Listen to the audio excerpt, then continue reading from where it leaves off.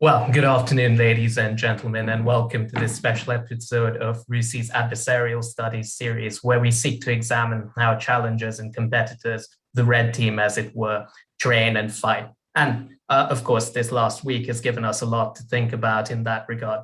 I'm Siddharth Kaushal. I'm a fellow here at the Military Sciences team at RUSI, and it's my great pleasure to be rejoined, I should say, today by Michael Kaufman, Director of the Russia Studies Program at the Center for Naval Analysis, who will be discussing with us the performance of the Russian army in the initial days of its combat operations in Ukraine.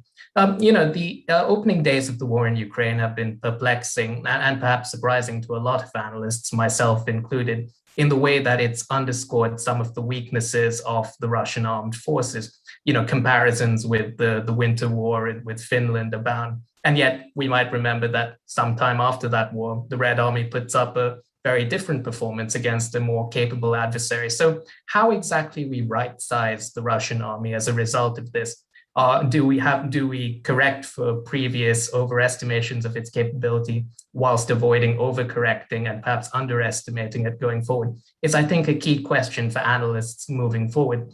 And the work of our guest today has been a real service to many in the field, myself included, in sort of getting a grip of this question. Michael Kaufman, who, as I mentioned, is the director of the Russia Studies Program at the Center for Naval Analysis, is one of the world's foremost experts on Russia and the Russian military. His work is widely read on the subject and is, I'm sure, something that many of you are familiar with already. So first up, Michael, thanks very much for joining us today. Really appreciate it. So just a sort of point on how we're going to order things before we sort of launch into the subject for the day. So we're essentially going to run this as a three-way conversation between myself, Michael, and you, the audience. If you have any questions, please put them through in the Q&A button, which you will find in the center of your screens, and I'd be happy to put them to our guest. And I'd also add that everything we say today will be on the record. So with that having been said, if I could just ask a very broad sort of opening question to you, Michael. So what are the major take-homes you would sort of draw from the opening days of the Russian campaign in Ukraine? Well, I think my two big takeaways, at least from the very beginning of it, is that they did not attempt to do a combined arms operation, but instead the political calculations and assumptions behind this campaign led them to try to recreate something of a larger version of 2014. They really thought that they were going to be able to go there within a few days, avoid most of the fighting, and affect regime change in Ukraine, which may sound wild to any listener, but that is the reality of what they attempted to do. And early on, no part of the military operation or force employment looked sort of rational, which you would expect to see the Russian military do. I think going into it, a lot of folks got the scope of the war right, that is the Russian objectives, and even kind of the axis of advance where we thought the Russian military might go for. But the way they go about it definitely is very different than many expected. And the second part, which I think is proven incredibly deterministic, more than the first in some ways, that they really didn't prepare the military for war. They've attempted to conduct a full-scale invasion of Ukraine without the military operation to do it. And they didn't tell their troops. It's very clear that junior officers found out at best the night before, and they sent many of their soldiers in under false pretenses. And this in some ways explains the real issue they've had with morale, sporadic case of desertion that I've seen throughout this war, abandonment of equipment that's fully functional and the like, and a general sort of lack of interest, almost malaise in how some parts of the Russian military are prosecuting the war. It doesn't explain everything, but it is a pretty important structural factor. On the whole, a couple days in, you've definitely seen them make adjustments, try to reorganize this into an actual military operations fight in a more combined arms way, but they've had big challenges overcoming what is an initial miscalculation and major blunder. They've taken pretty significant casualties. They got a massively sort of bloody nose in the opening phase of the war. And there's a lot of things regarding Russian force employment that are still question marks, right? We saw air power sit on the sidelines in the opening days, start to come in towards the end of the first week. Now, increasingly, you see probably about 3 days ago, a real shift in Russian use of air power and seeing much more of it. They've also taken some air losses and helicopter losses resulting from that. So what are the takeaways? I'll tell you this, I'm pretty cautious. I've seen people run forward very early on in this war and say, oh, we grossly overestimated the Russian military. It turns out they're bad. It's a bad army. And there's actually a lot we don't know and can't see yet about air operations, about a host of things. They're not as nearly visible on us. It's very clear that most capabilities that one might have expected the Russian military to use, because we know they have them, we've seen them use them in other conflicts, we've seen them use them in exercises too, have basically sat on the sidelines. There isn't much in the way of electronic warfare. Can't tell whether reconnaissance strike, reconnaissance fire complexes. They're not even doing much in the way of reconnaissance. All the unmanned systems they purchased over the years, of which they have thousands, I've seen very few of those. They're not doing much in the way of recon. There are a lot of structural problems with how they're pursuing the conflict. And there's also clear evidence that there are parts of the basics that the Russian military doesn't have down, in large part because they actually don't have that experience. I mean, I'll be frank, it's clear they've never attempted something this big in decades, right? So you've not seen the Russian military undertake an effort of this size, attempt an operation of this scale, an invasion of this size in a very, very long time, not back to the Soviet days. So it's not surprising in some ways that they have major issues, but it's also highly revelatory, right? And of course, it will invariably lead us to reassess. Probably not in a nuanced fashion. I know military communities, we don't do nuance very well. So if after 2014, I spent a long time explaining to folks that the Russian military is not 12 feet tall, I can already foresee my future, which is going to be explained to people that the Russian military is not 4 feet tall. Yeah, and I mean, on that question of, operating at scale though, and not having done this at scale, I take your point, but surely that one of the things we often heard was that exercises like Zapad were, in many ways a much more extensive preparation for operating at scale than perhaps, NATO had attempted over the last decades. This was supposedly, an army that exercised as it fought. How come none of that is sort of coming to the fore now? Yeah, well, in order to do that, you'd have to have a large combined arms operation, which is not what this war is. Yeah. And Zapad is primarily an exercise for a high-end fight with NATO, where they practice things like maneuver defense. And that's not at all what this war is about, right? They are actually not set up for a sustained strategic ground offensive. One of the core tenets of Russian military thought is that strategic ground offensives have very much fallen out of vogue going back as far as late 1980s, right? That other things are decisive and capturing territory is not. So here, behold, they've been thrown to conduct an offensive in the largest country in Europe. They're actually logistically just not set up well for it to begin with. The tooth-to-tail ratio isn't that great given how firepower heavy and how artillery hungry the Russian military is. I mean, they can do it, but they're not set up for a blitz, right?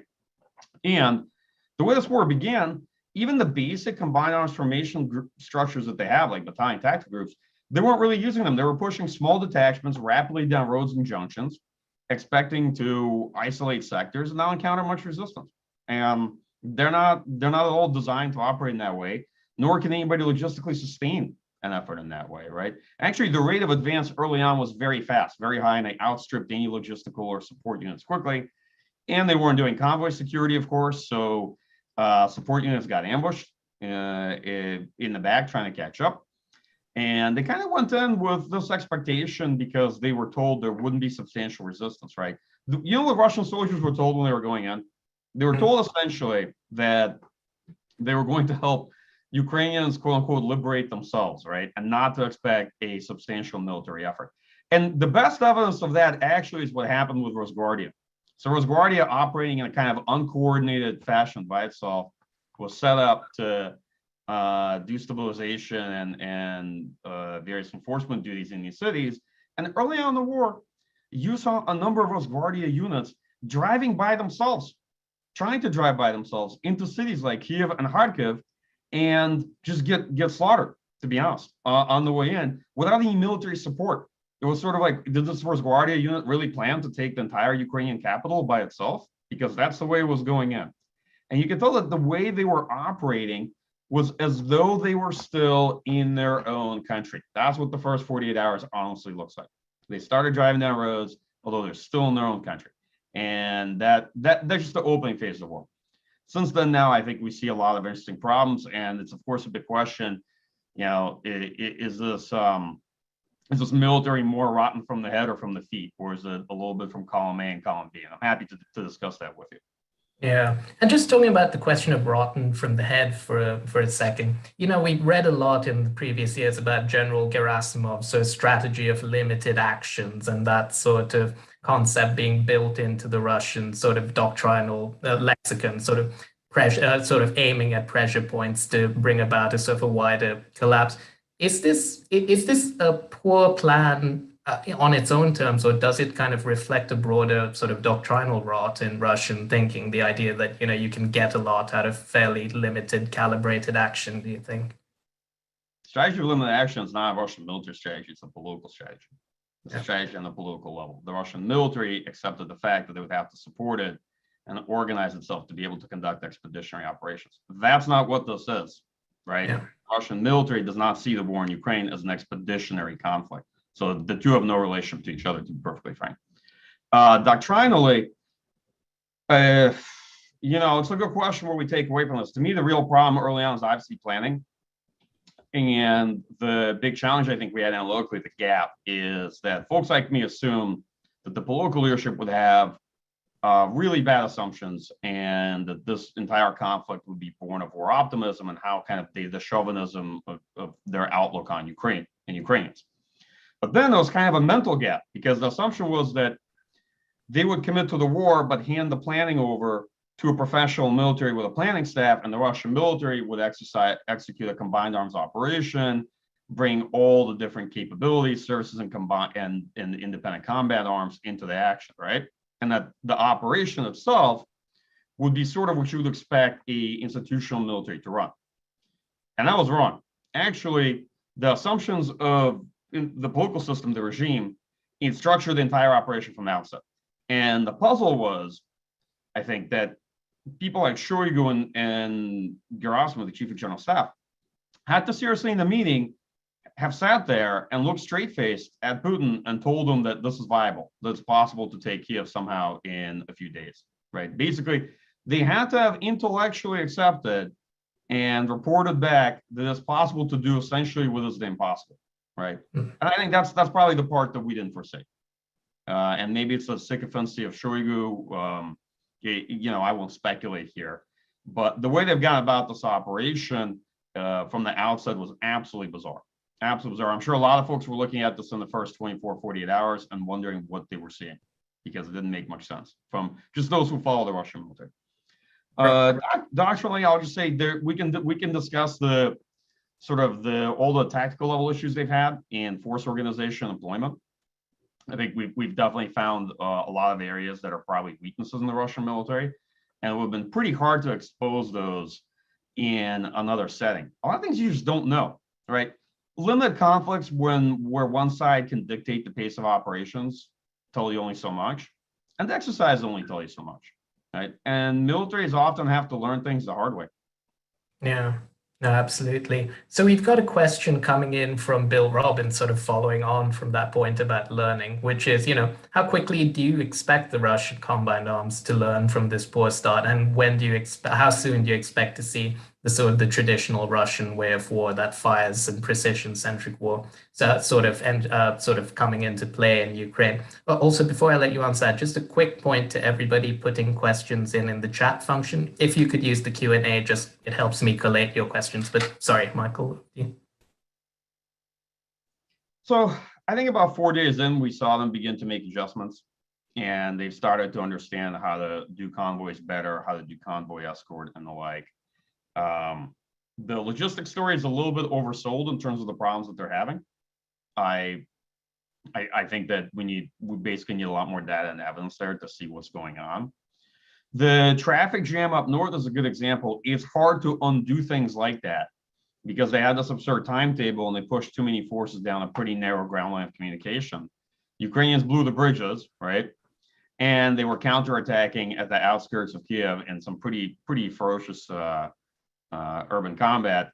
And unsurprisingly, the Russian column and the entire effort of advance trying to push that many units down there got jammed up. So there are parts of it that's going to be hard for them to adjust. Like you see them reorganizing, but it's not going to be very easy.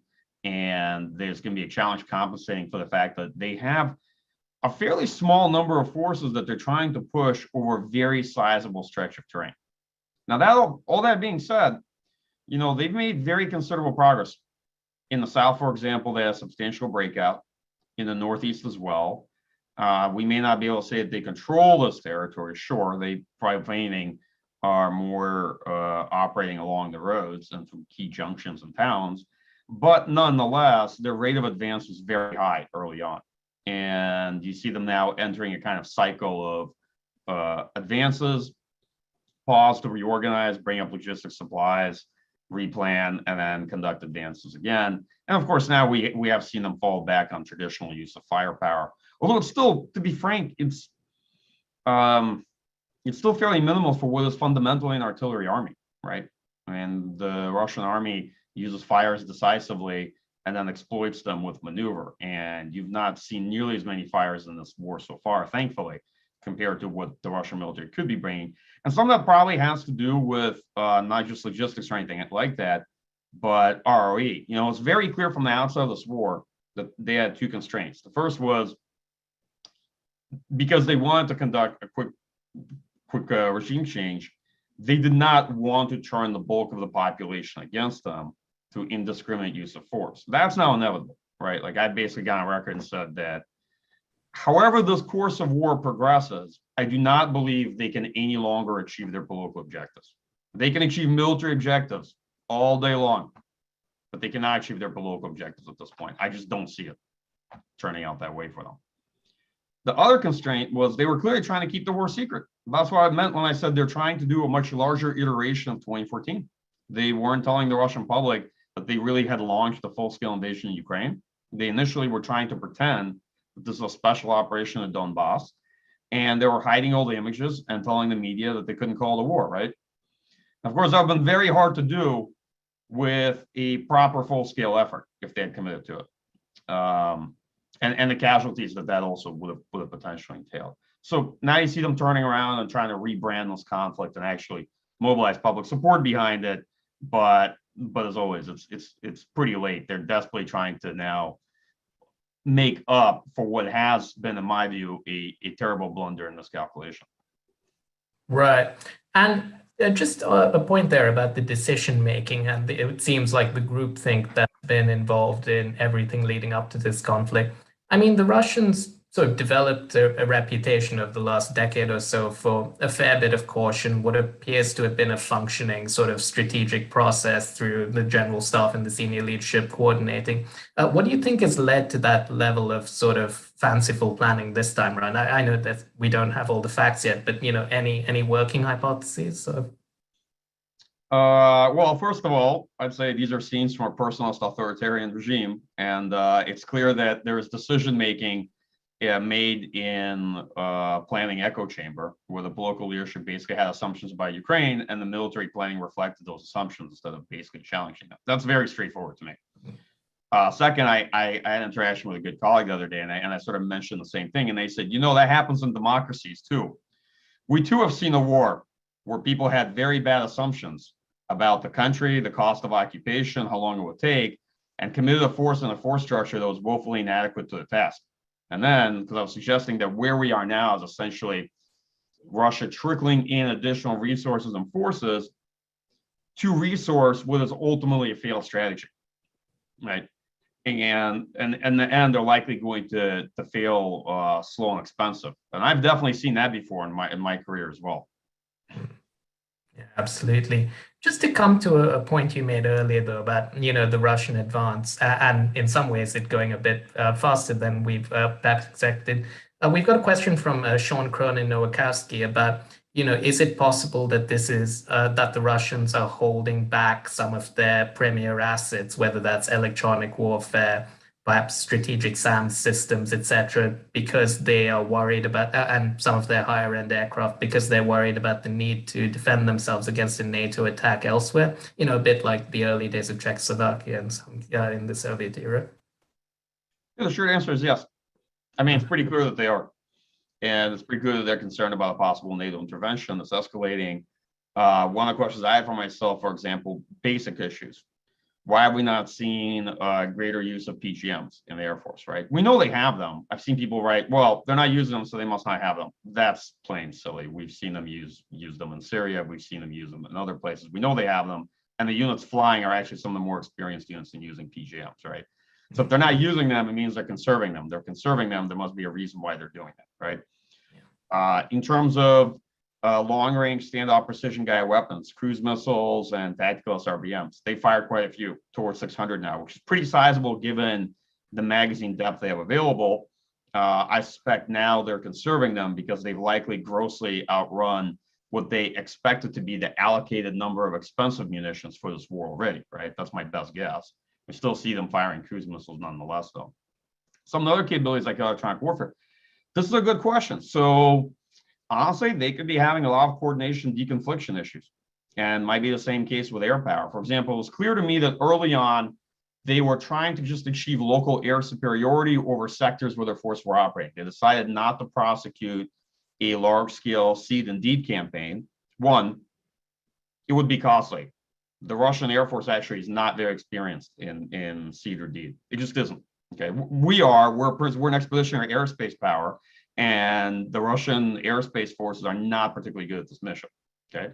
Second, that being said, they actually are executing it, and you see them firing a lot of anti-radiation missiles in this conflict. And I think their operations are far more complex than they appear. There's very little that OSINT can tell you in this department, to be perfectly honest. Third, they clearly thought that, hey, they don't need to spend that much effort to suppress Ukrainian air defense and Ukrainian Air Force, partly because they thought that they'd get an easy surrender in the first couple of days, and they paid a big price because they had the opportunity. Then after that, without doubt, Ukrainian military dispersed their air defense assets in a way that would actually make it challenging to engage them and find them. But also because they decided why fly over parts of countries and engage air defense that you don't need to, right? So I think they're paying a big price for some of the early choices. That said, some of the capabilities I think that are on the sidelines are probably due to deconfliction issues, right? Electronic warfare, you can use it. It jams some of your own capabilities, for example. If you have a lot of unit support that are conscripts or reservists, which we know they have in this force, they use them to pad out the force. They have a mix of comms, right? We've seen HF encrypted comms in units like the airborne, and we've seen analog basic stuff on some other units that had been captured, right? So there's all sorts of issues they could be having in coordinating this force.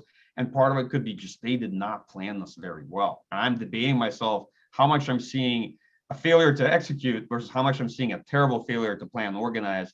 That to me is a bit uncharacteristic for the military, but nonetheless, you know, it is what it is. We have to assess what we're looking at.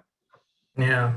So just to run through some of the major thrusts of the Russian campaign plan, and we had an interesting question come through in the chat function about whether we're overemphasizing Kiev and ignoring the possibility that the ATO, the sort of the bulk of the Ukrainian army, looks potentially to be at risk of encirclement through Zaporozhye and through Kharkiv. Sort of, do you see that as potentially another Ukrainian center of gravity that we're perhaps all ignoring while we fixate on Kiev? Well, I was fixating on Kiev, but the campaign originally I thought was going to have two pincers, a small one to Kiev, right? That's why I was writing in the outset to it. And that's exactly what it looks like, which kind of gives you strong 1999 Grozny vibes in terms of that campaign. And a much larger one from the south and east, where they would try to encircle the bulk of the Ukrainian military in the southeastern part of the country, right? Yeah. They've had a hard time getting around Kharkiv and Sumy in the east. That's where there's been a lot of heavy fighting. They didn't commit overly to it, though.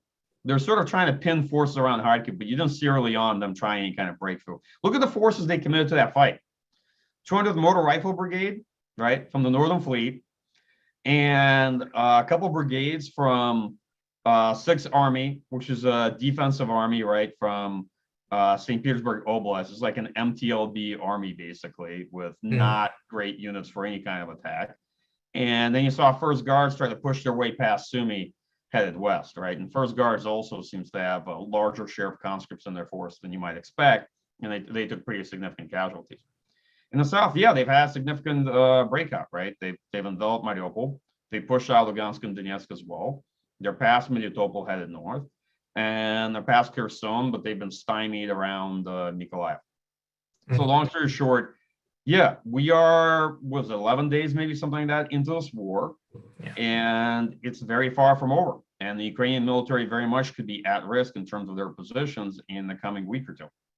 Yeah. And just to the point about them not really trying to take Kharkiv, could that just speak to them trying to bypass it on the way south to sort of encircle Ukrainian forces pinned across Donetsk and Luhansk? Well, yeah, it's clear their plan not to fight for major cities at the outset, Yeah. which raises some questions about the major city metric that, Yeah. that people put out there. The Russians haven't captured a lot of major cities. Yeah, the whole plan was to avoid major cities to begin with. That was the whole idea of the operation. They don't have the forces to get sucked into major cities, right? They clearly were trying to go for towns at key road junctions, right? If you look at this force, it's largely traveling down road on fairly narrow fronts, right? As opposed to taking a much wider front. Yeah. And they're trying to capture core ground lines communications, trying to isolate sectors and see if they could quickly kind of envelop Ukrainian forces. That was their original idea. And they stretched very thin, very, very quickly.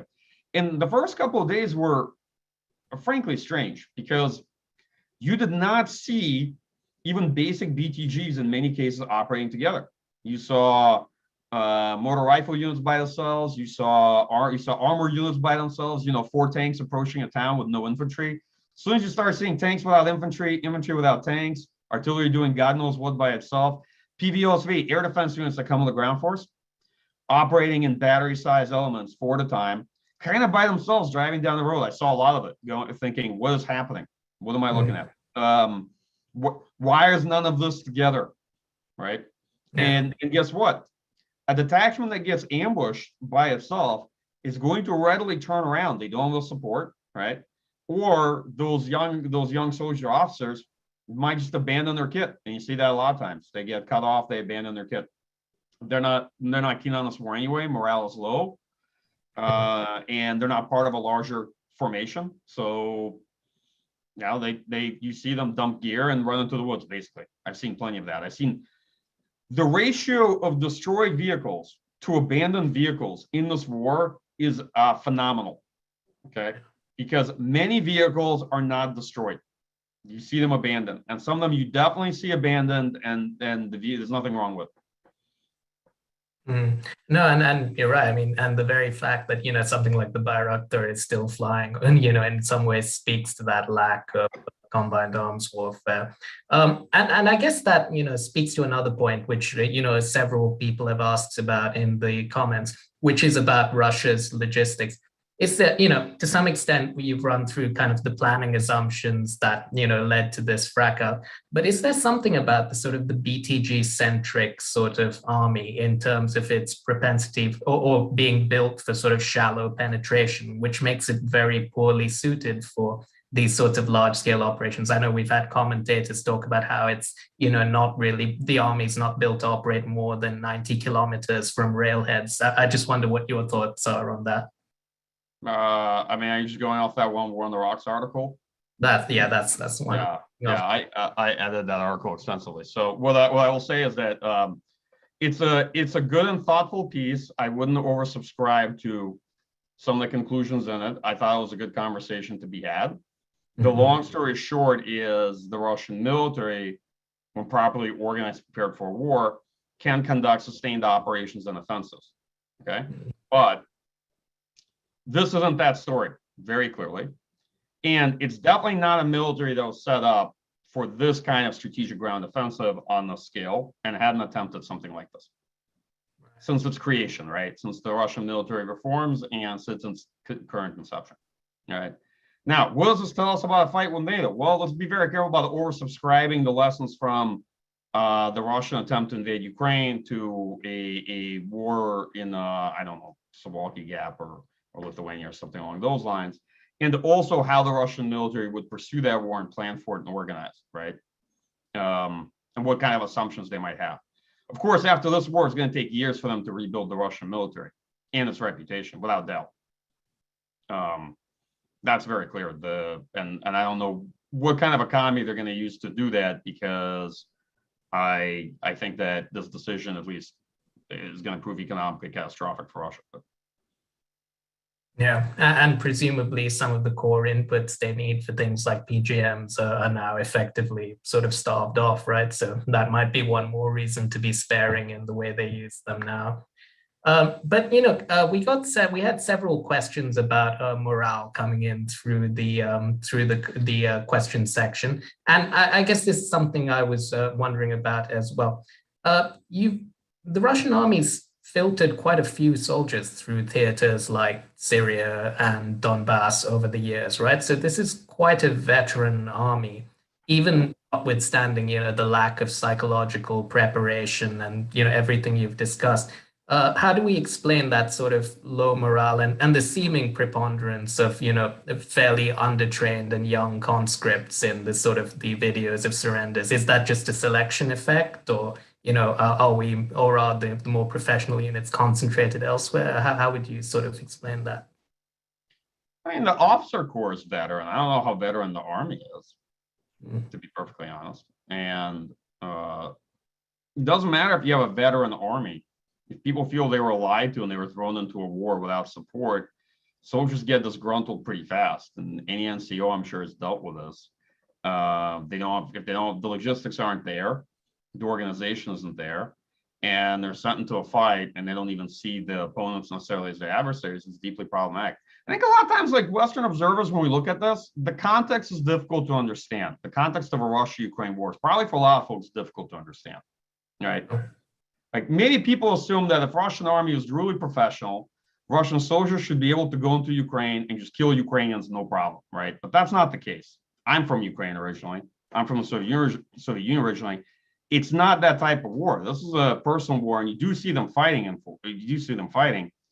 and you do see a tremendous amount of bloodshed and destruction.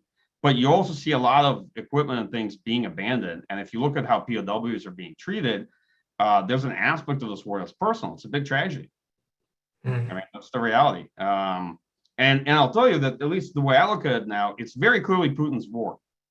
It's much more Putin's war than anything else, right? Like it is a war being prosecuted by the Russian military, but fundamentally it's Putin's war. Yeah.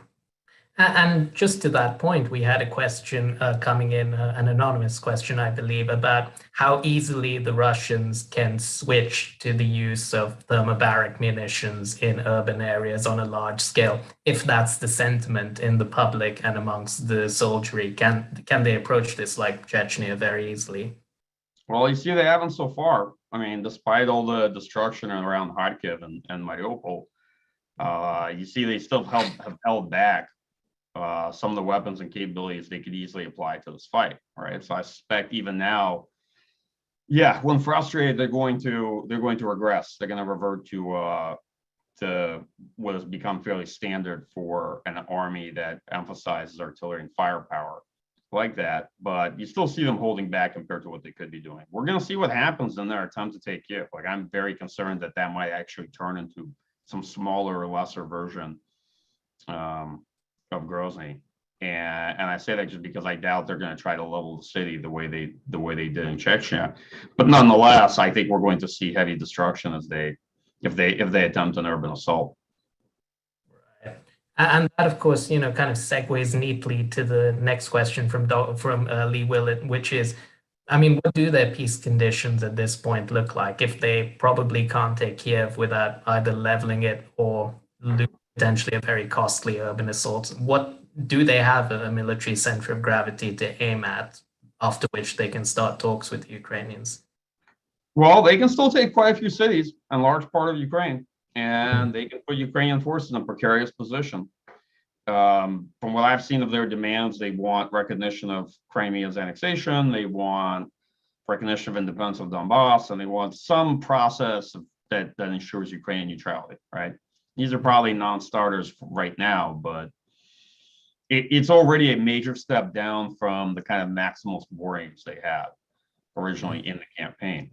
I personally think that they're probably going to need an operational pause within a couple of weeks. I think that this military is going to get exhausted pretty soon. They've committed a large part of the force, and at the rate of attrition they're suffering, they're likely going to be facing combat ineffectiveness, right? Within a couple of weeks, and they'll have to have a pause to reorganize and replenish.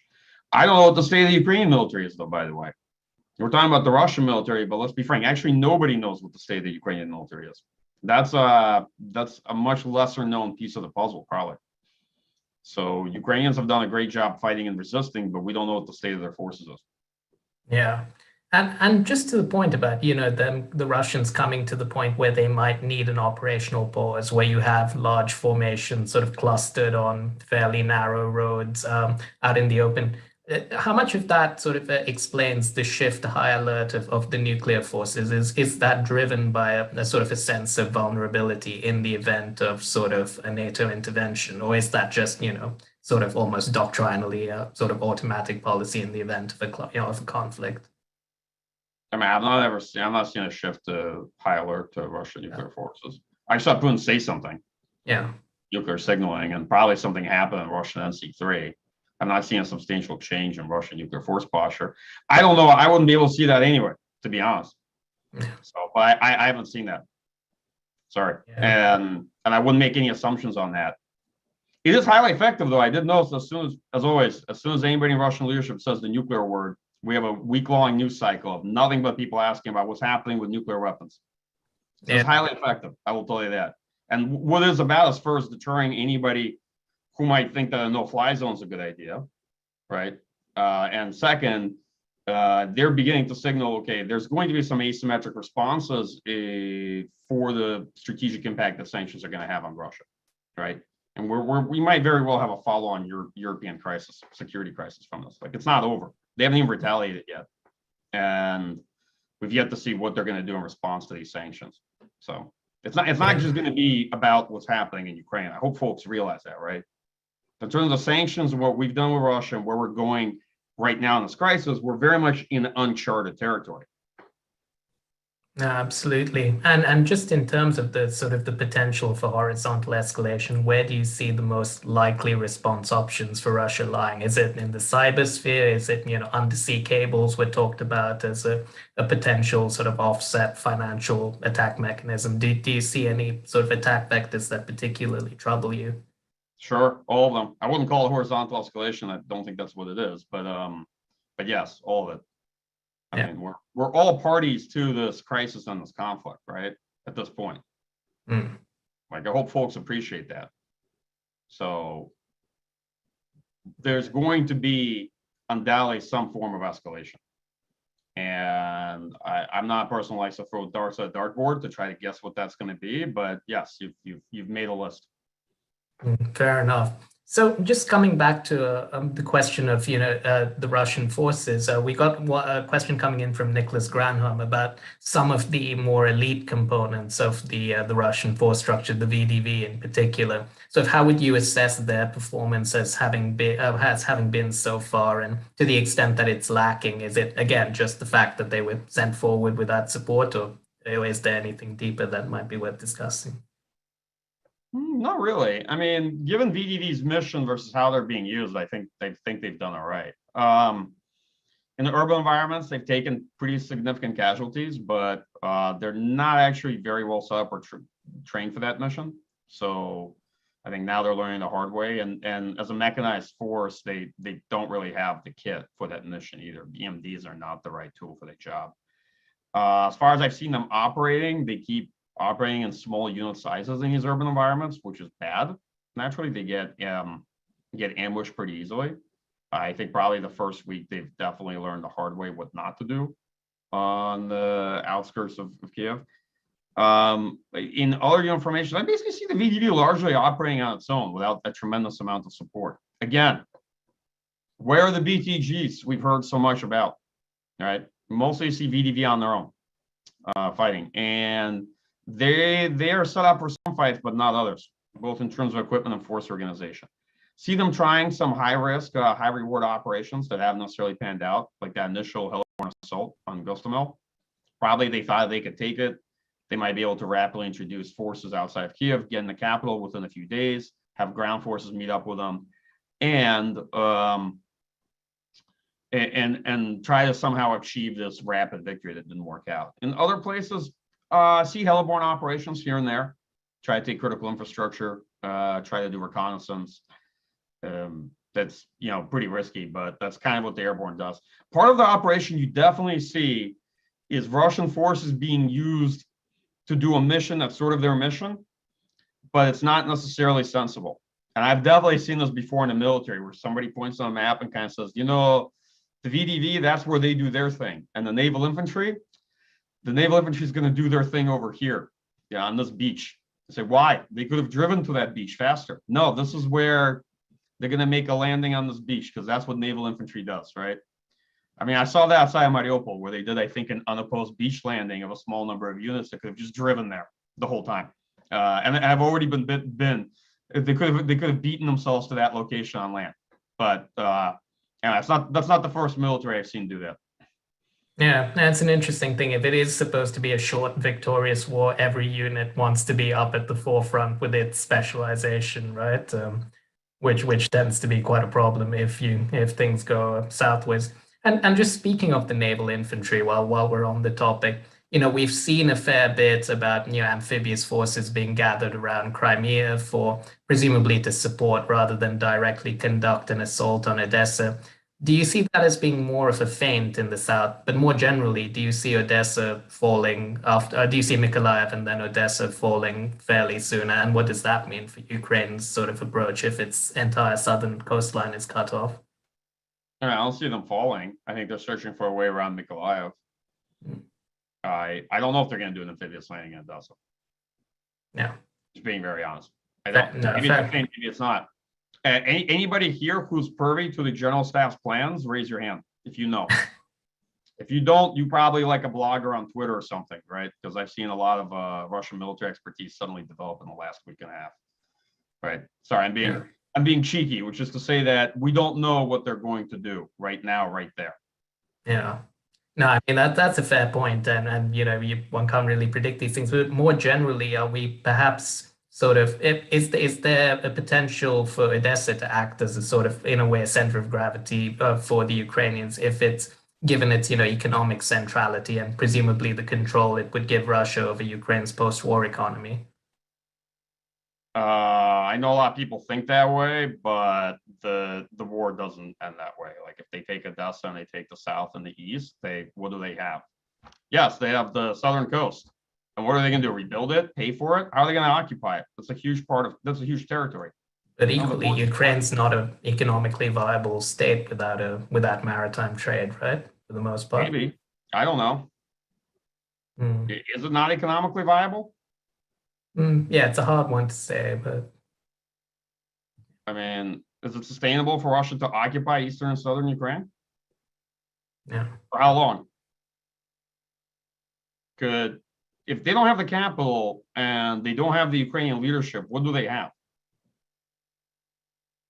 Lots of roads and some small towns, and a lot of Ukrainian partisans ambushing convoys along those roads. How long is that going to last? This ain't the Soviet military with millions of men that can be flooded into a country, right? So let's be very realistic.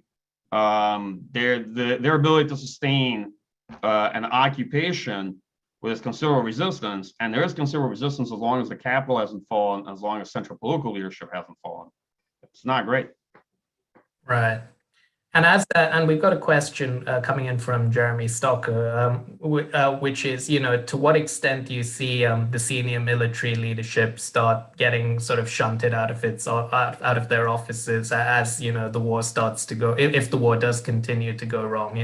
We had something on the route. Do you see them sort of taking the fall in the coming weeks, so to speak?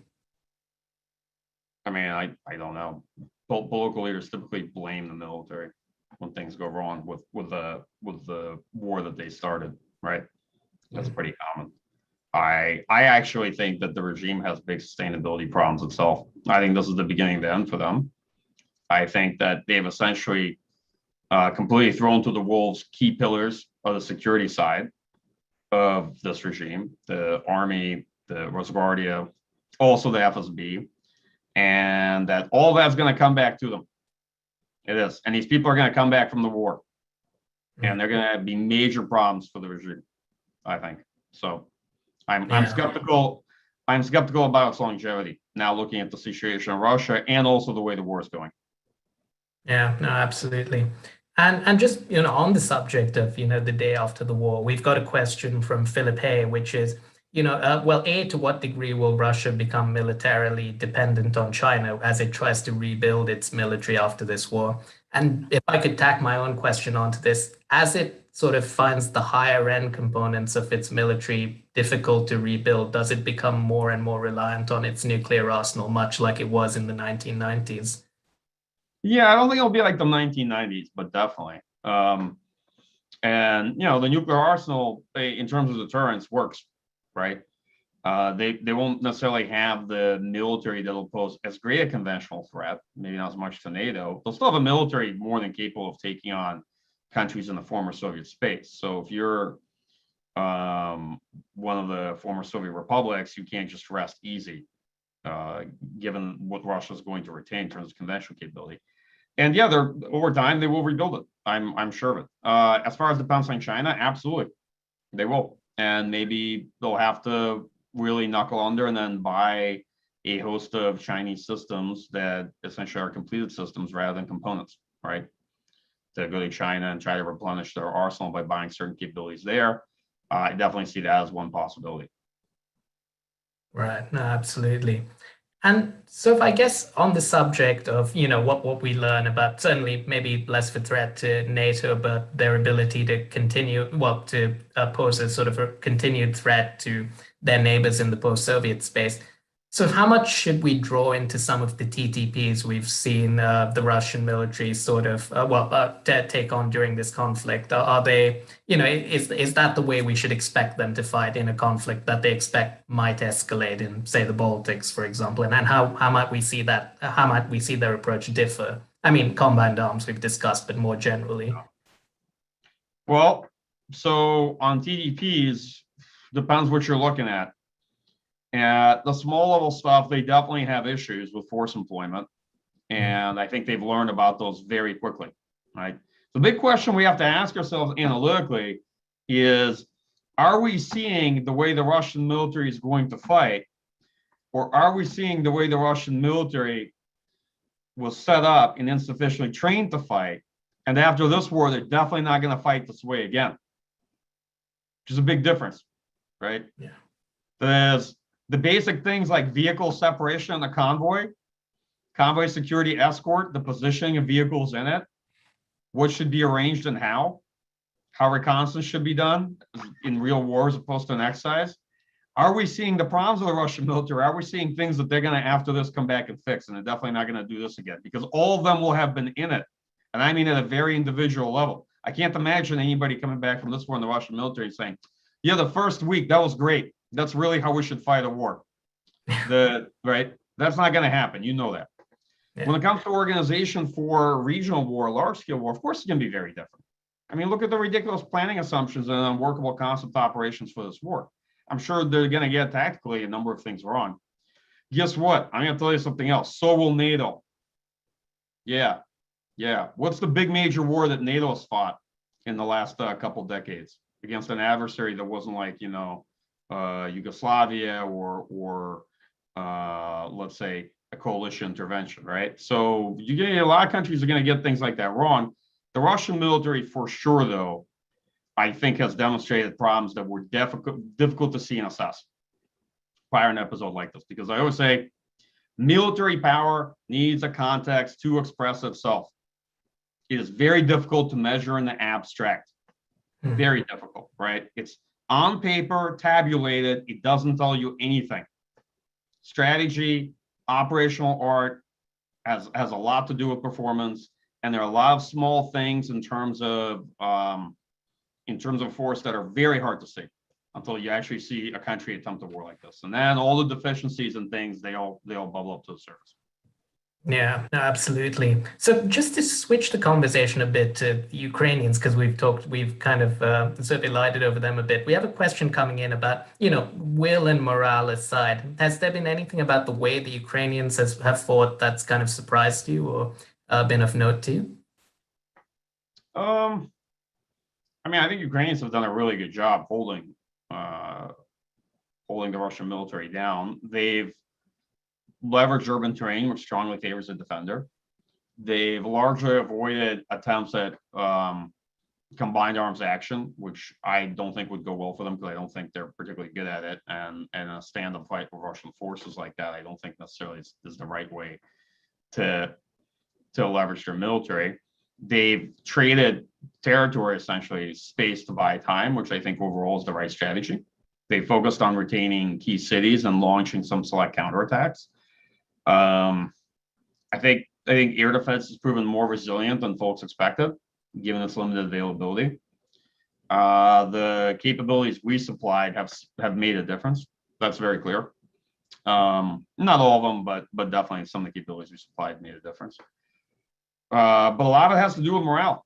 The Russian military, in the initial attack, right, did it in such a way that the Ukrainian military was able to withstand that shock, because the initial attack was basically not a large-scale military operation, but this bungled effort to drive into Ukraine, right?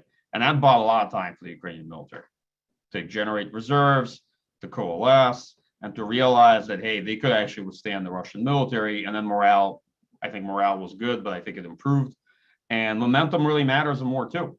And the Russian military, I think from the outset, never developed the momentum they expected, right? So now they've probably settled in much more into a war that's going to be more defined by attrition than they expected or hoped. I'm not sure what else to say with regards to the Ukrainian military. I think they performed better than folks expected. Although in the first couple of days, you also saw a tremendous amount of euphoria. Outside of the Kremlin, I don't think anybody believed that Russia was going to defeat Ukraine in 4 days. It's the largest country in Europe, and it's one of the larger conventional forces in Europe. So when I saw folks get really excited, I started writing, hey, cautious optimism, but the war has just begun. It's not over yet. Wars often end not necessarily the way they begin. So let's hold back on some of the assessments. Yeah, no, absolutely. And just to the point about, some of Russia's early assessments, to kind of come back to that point of how they've sort of got this so wrong. I mean, they've presumably been, or you would assume, been sort of trying to cultivate the human terrain in Ukraine for a while, right? Particularly in Russian-speaking areas. They did a decent enough job of that in Donbass when they invaded, sort of getting ready, sort of willing proxies at hand. Like, why have we seen none of that today? Is it a function of incompetence, or has Ukrainian society just moved on so much since 2014 that those same approaches just not viable? Well, I think they definitely got Ukraine wrong. I don't think they've intellectually evolved at all since 2014. Yeah. And yeah, I'm sure they tried to cultivate the human terrain, but it was probably premised on the proposition that they could conduct regime change quickly, and then they likely had some people lined up that they could use to install a pro-Russian government. But since their operation failed, I'm sure the rest of their plans in large part also fell apart. And we don't know what those were, what their political plans were. Right. But yeah, sort of the absence of sort of proxies and stay behind forces and, mass movements has been some surprise, I'd say, to a lot of us. So, but yeah, like it's probably a bit early to assess whether that's a lack of a plan or just not very good work cultivating proxies. I don't know. So how about this? Let's not guess. And another thing I would say is it's probably, at best, it's probably a failure of the FSB. And it's likely an echo chamber that people created by feeding to the political leadership what they wanted to hear. Because Putin's views on Ukraine are clear, right? Yeah. And probably people fed him assessments that helped support those views instead of discrediting them.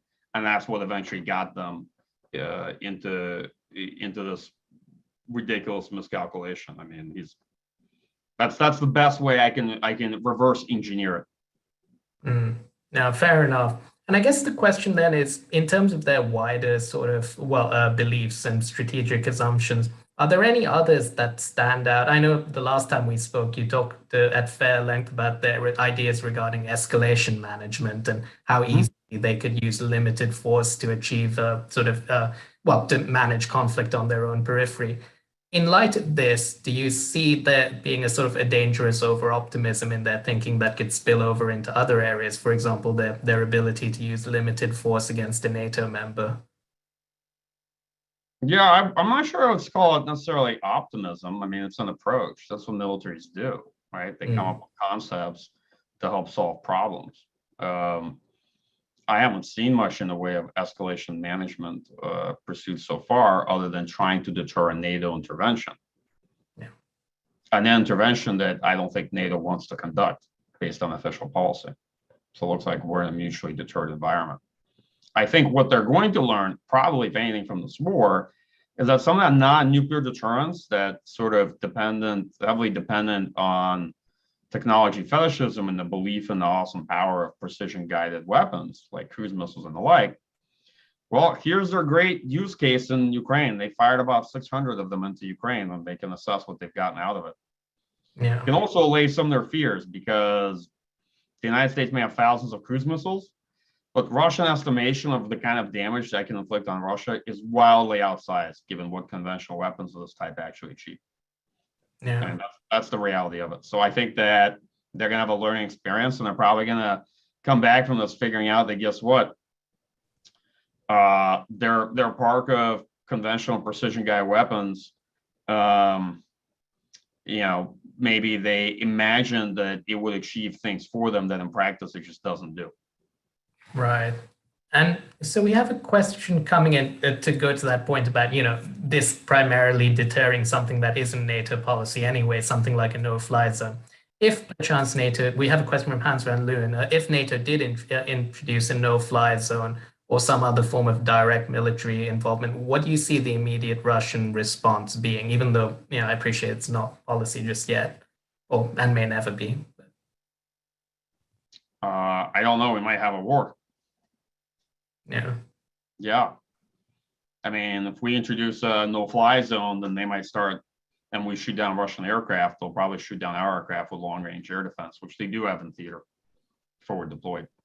And then we get into nursing space. Of course, NATO could easily win an air contest with Russia, but that's not the issue. Yeah. That's not the right way to think about the problem. Yeah. And so I know Bill Robbins asked for a final question before we ended, but if I could sort of pick my own, before I turn to the audience again, which is sort of, how quickly do you see them reconstituting in the short term? Sort of, how quickly do you see sort of major offensive operations with a meaningful pace of advance resuming? Or do you see this being more of a stop and start sort of campaign that's characterized by very frequent operational pauses going forward? I mean, they're basically doing pauses every couple of days and then advancing. Yeah. So, but is that a function of them trying to rework the original plan, or is that what this campaign looks like going forward? That's what this campaign looks like going forward when you're facing a serious conventional adversary. Yeah. Like, that's what it looks like. If you're fighting a real war against a serious conventional military with capabilities that you can't like magically neutralize, that's what it looks like. Mm-hmm. Right. I think that we in the West should really watch this carefully, because there's a lot of good lessons here for us, and not just about what the Russian military can and can't do. There's a lot of sobering lessons here.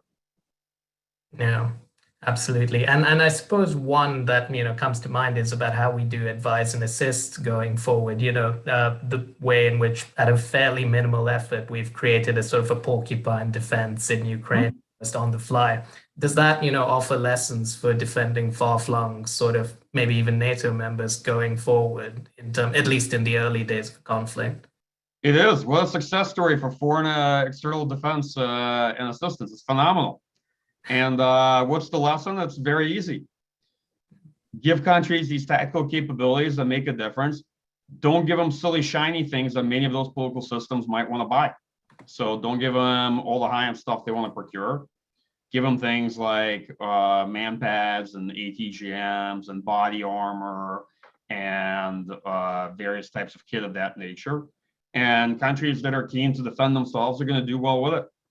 Right? Yeah. That's the lesson from it. And guess what? It turns out that when the war is looming, boy, you can really cut to that paperwork and deliver a lot of military support in a short amount of time. The kind that, for whatever reason, you couldn't deliver beforehand. Yeah, like in the last couple of weeks.